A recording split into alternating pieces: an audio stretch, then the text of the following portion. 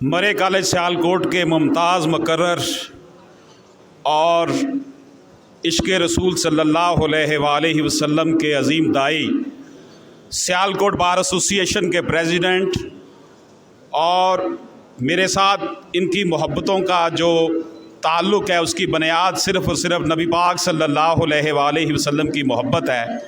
मेरी मुराद जनाब शाहिद मीर साहब से है। मेरा इनसे ताल्लुक़ तकरीबन 35-36 साल से है। मैं आपसे मुल्तमस हूँ कि आप भी मुख्तसर लम्हात में तशरीफ़ लाएँ और अपने जज्बात का इज़हार करें। जनाब शाहिद मीर साहब।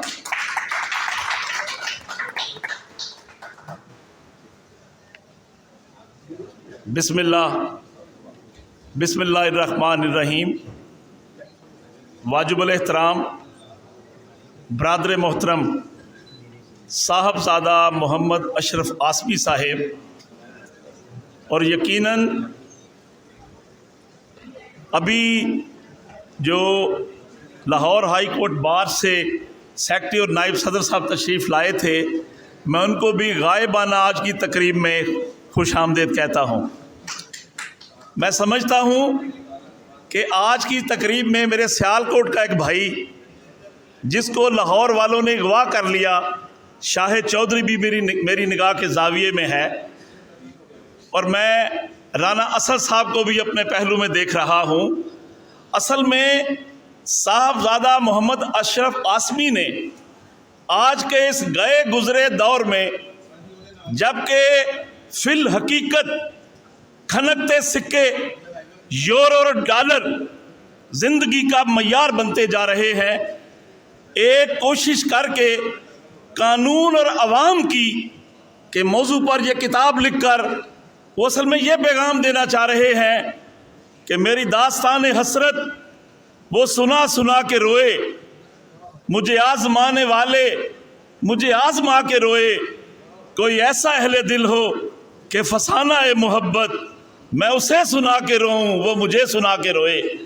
अजीज़ान मन, इस किताब की तकरीब रुनुमाई और उसके अंदर तहरीर शुदा अल्फाज का कानून की हाकमियत के साथ असल ताल्लुक़ है। वो हाकमियत जो मुझे असर हाज़र में नज़र नहीं आती, वो उस वक्त नज़र आई जब कायद आज़म मोहम्मद अली जिन्ना गवर्नर जनरल का हल्फ उठाने के लिए आए तो chief justice of Pakistan sir Abdul Rashid वहाँ मौजूद थे। कायद आज़म गवर्नर जनरल की सीट पर बैठ गए तो चीफ जस्टिस साहब ने अपने पीए को कहा कि मोहम्मद अली जिन्ना को कहो कि इस सीट से उठ जाए। उसने पैगाम दिया, मोहम्मद अली जिन्ना सीट से उठ गए तो पूछने वाले ने पूछा कि गवर्नर जनरल की सीट थी, आपने उनको क्यों उठाया? तो चीफ साहब ने जवाब दिया कि अभी गवर्नर जनरल का हलफ हुआ नहीं था और कायद आज़म मोहम्मद अली जिन्ना उस सीट के अहल नहीं हुए थे, हलफ होने के बाद वहाँ उनको बैठना चाहिए था। आज के दौर में सूरत हाल आप लोगों के सामने है, जिसका रोना, जिसकी अर्करेजी अशरफ आसमी साहब ने अपनी किताब के अंदर भी की है कि आज एक ही अदारे के अंदर साथ साथ बैठे हुए कोलीग्स एक एक मौजू पर दो जजमेंट दे रहे हैं और सूरत हाल ये बन चुकी है कि 154 CRPC के मतलब एक टॉपिक इन्होंने तहरीर किया।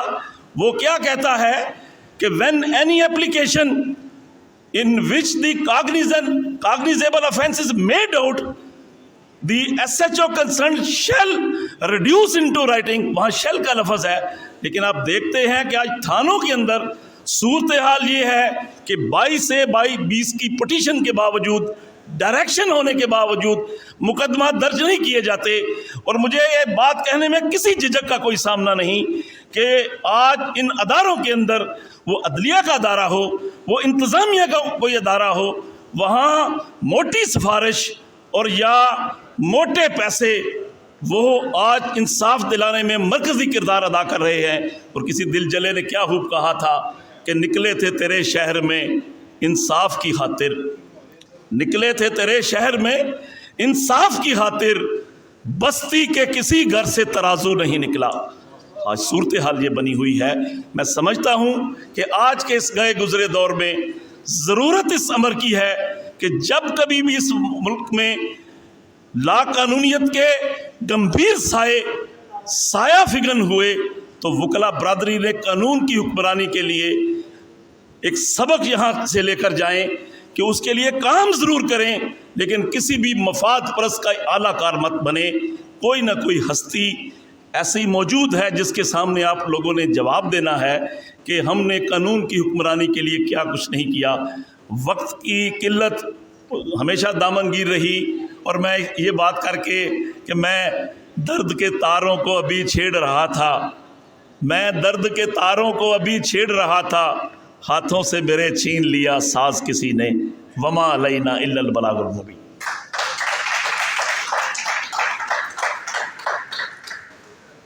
سیدی مرشدی یا نبی لگانے والی شخصیت جناب شاہد میر ایڈوکیٹ، سابق صدر ڈسٹرکٹ بار ایسوسی ایشن سیالکوٹ ہم سے مخاطب تھے۔